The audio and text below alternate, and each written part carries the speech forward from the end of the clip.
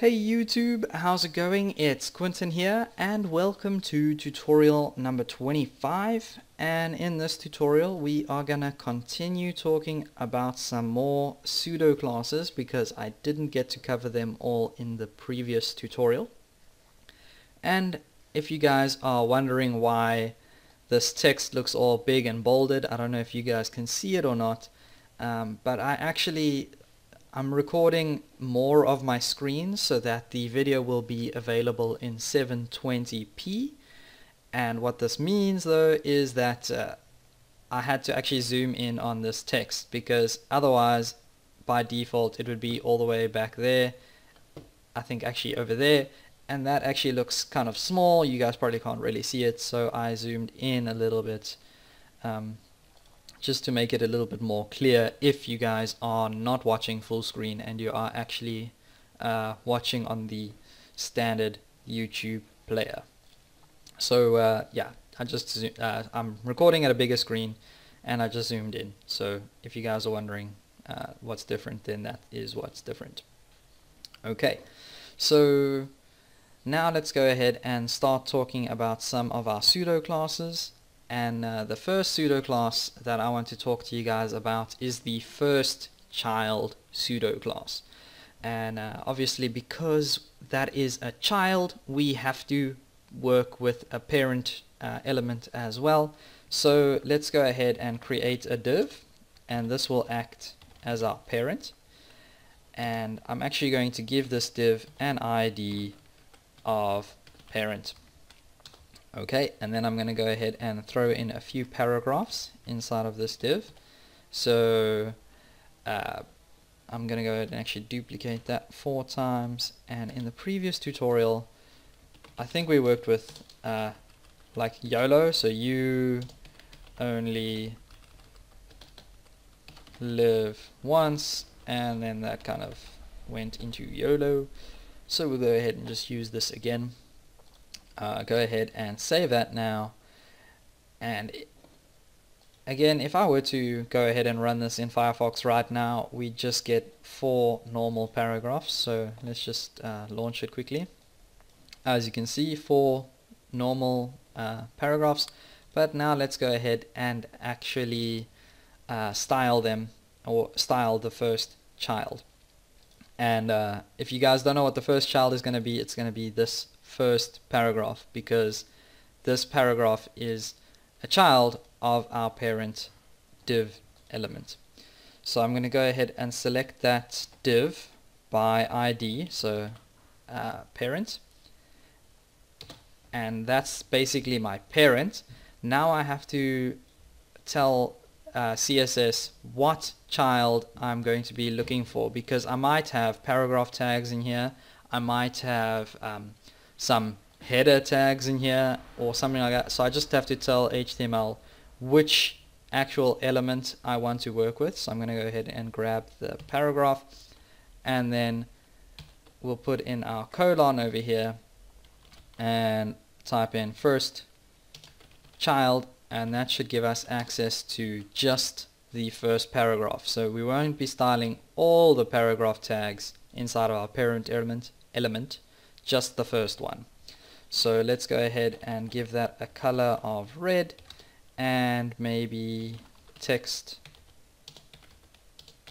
underline, or actually text decoration, sorry, of underline. Text decoration underline.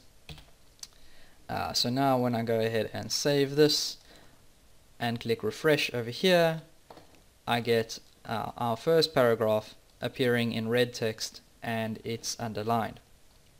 Okay, then the next pseudo class I wanted to mention to you guys was the last child. So all we have to do is actually just change first child to last child, and when I go over here and click refresh, instead of the word you being red and underlined, we'll get once. So how cool is that? Now instead of our first child, we've selected the last child. Okay, so that's quite simple. And now let's go ahead and actually take a look at 2 different pseudo classes, and that is the before and after. So before, and I'm going to go ahead and select the same thing, so parent p after, and we'll do something here as well. Okay, now this by itself isn't actually going to grab any of these paragraphs, so let me go back here. Oops, back there I mean. Okay, when we're selecting the before and after class, we're not actually selecting any of these elements.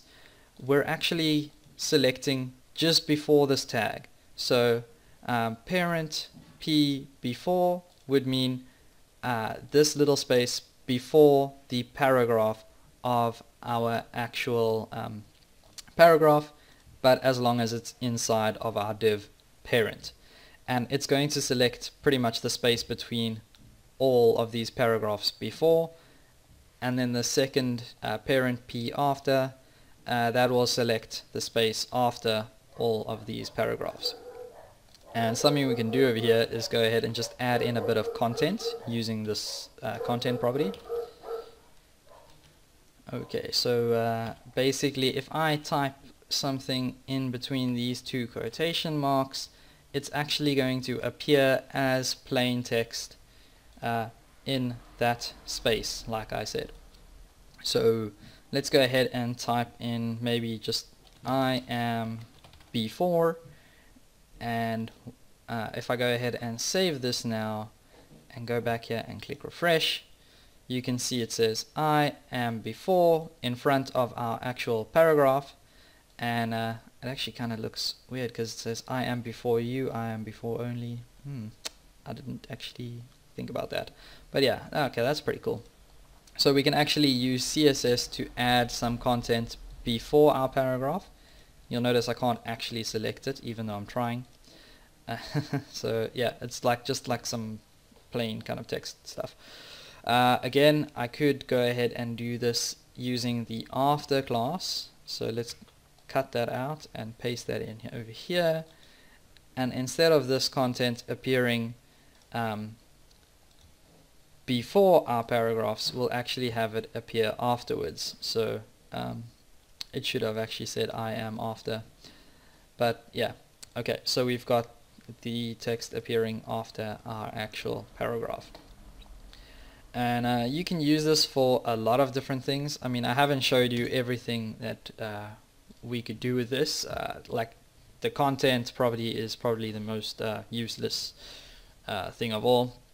But we could use it to clear floating divs and that kind of thing. Although I haven't actually spoken to you guys about floating divs yet, so you probably don't know what I'm talking about. But that's actually all I have for you guys in this video.